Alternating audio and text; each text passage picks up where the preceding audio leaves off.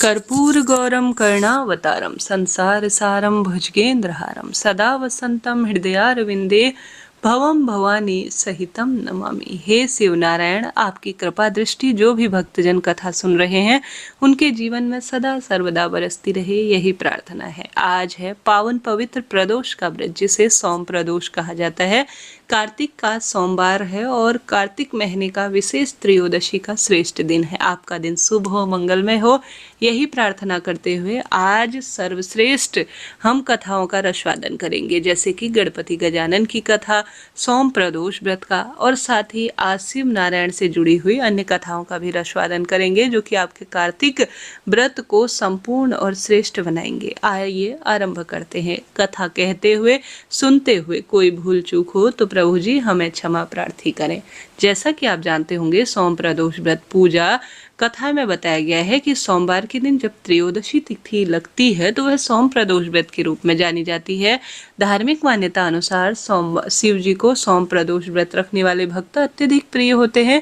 इस व्रत को रखकर जो व्रती प्रदोष काल में शिव पूजा करते हैं, कथा सुनते हैं, उनकी विपदा महादेव जरूर से हरण कर लेते हैं। कथा के अनुसार सोम प्रदोष व्रत सबसे श्रेष्ठ है, जो कि भाग्य प्रबल करने के लिए है। मान्यता है कि प्रदोष के समय महादेव कैलाश पर्वत में रजत भवन में नृत्य करते हैं और देवता उनके गुणों का सुंदर गुणगान करते हैं। ऐसे में जो भी जातक महादेव की पूजा व्रत कथा सुनते हैं, उनका भाग्य स्वतः ही प्रबल हो जाता है। कथा के अनुसार एक नगर में एक ब्राह्मणी रहती थी। उनके पति का स्वर्गवास हो गया था।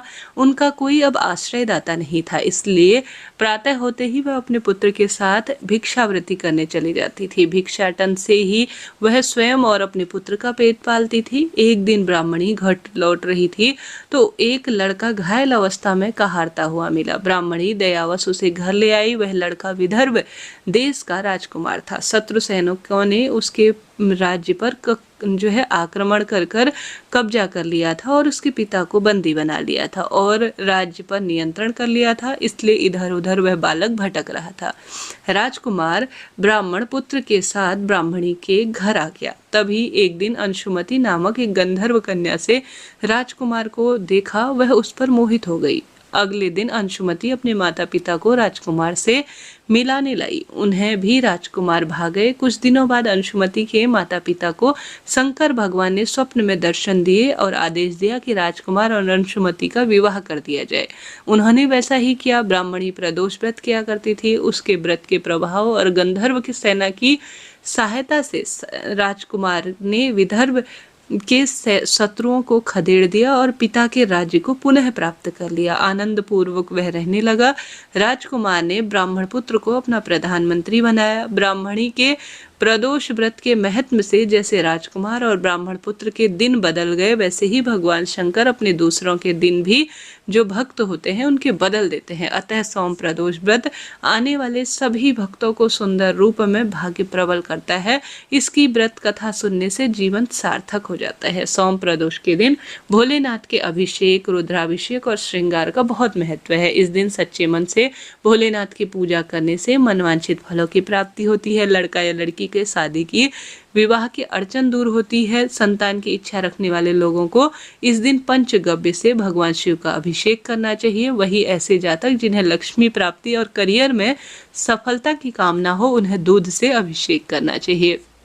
शिवलिंग पर फूल माला समर्पित करने से भाग्य प्रबल होता है। मान्यता है कि भोले बाबा इन सरल से कार्यों से जीवन में सब कुछ प्रदान कर देते हैं। प्रिय श्रोताजनों, इस तरह से यह आज सोम प्रदोष की मैंने आपको कथा सुनाई। इसके साथ साथ आइए गणपति गजानन की सुंदर कथा भी श्रवण कर लेते हैं। देखिए, गणेश जी महाराज जीवन को सार्थक करने के लिए है। उनके बिना कोई भी व्रत उपवास सफल और श्रेष्ठ नहीं माना जाता। प्रेम से बोलिए गणेश जी महाराज की जय। प्रिय श्रोताजनों, गणपति गजानन की कथा अनुसार एक बहन भाई में खूब असीम प्रेम था। एक बहन थी जो कि अपने भाई का मुख देखकर ही भोजन किया करती थी। उसका यही नियम था।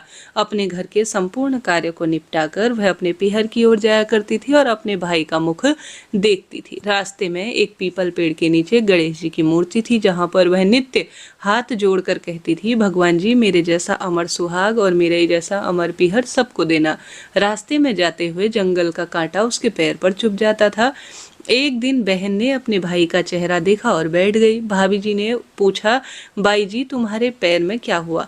ननद ने कहा, बहन मेरे रास्ते में जो है पैरों में कांटे चुभ जाते हैं। यह कहकर बहन अपने घर चली गई। भाभी ने अपने पति से कहा, रास्ता साफ कर दीजिए, जब बहन आपसे मिलने आती है तो पैरों में खूब कांटे चुभ जाते हैं।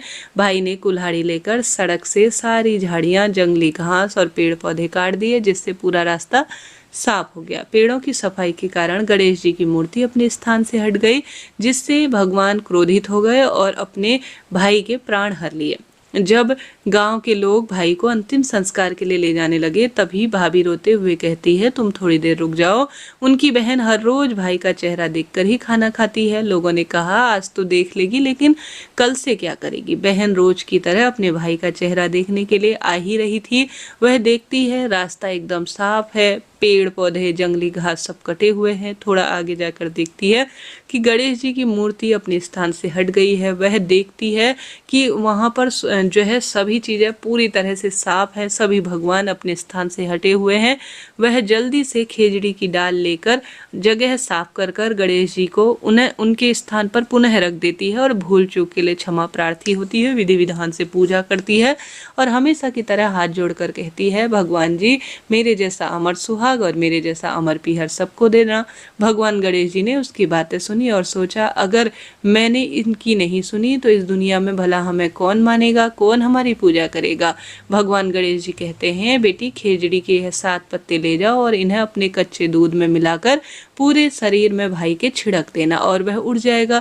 जब बहन ने पीछे मुड़कर देखा तो कोई नहीं था। उसने सोचा, जैसे सुना वैसे ही कर लेती हूँ। वह 7 खेजड़ी के पत्ते लेकर घर गई और देखा वहां लोगों की भीड़ लगी है।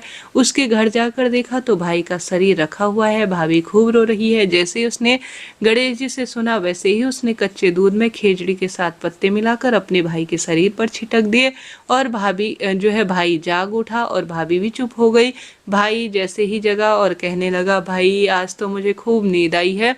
बहन ने कहा, ऐसी नींद तो शत्रु को भी ना आए, और उसके भाई को सारी घटना बताई। गणेश जी महाराज जैसा अमर पीहर और अमर सुहाग उस बहन को दिया, वैसा ही जो भी इस कथा को सुन रहे हैं उसके जीवन में खुशियों के भंडार भरना और सदा सर्वदा उसके पीहर और ससुराल में खुशियां बनाए रखना। हे गणेश जी महाराज कृपा दृष्टि बनाए रखना। प्रिय श्रोताजनों, अब आज तुलसी माता का दिन भी है, क्योंकि कई भक्तजन जिन्होंने व्रत किया है वह आज 11 के व्रत को खोलेंगे, तो तुलसी माता की कथा भी आज जरूर सुननी चाहिए। कथा के अनुसार, हे तुलसी मैया, आप सदा सर्वदा खुशियों का संचार करने वाले हैं। जो भी भक्त इस कथा को सुने उनके जीवन में भी खूब सारी खुशियां देना। कथा के अनुसार, कार्तिक महीने में एक बुढ़िया माई तुलसी जी को सींचती थी और कहती थी, हे तुलसी माता सत की दाता, मैं तेरा बेड़ा सींचती हूँ, मुझे बहू दे, पीताम्बर की धोती दे, मीठा मीठा घास दे, बैकुंठ का वास दे, चटक की चाल दे, पटक की मौत दे, चंदन का काठ दे, राजनी सा साज दे,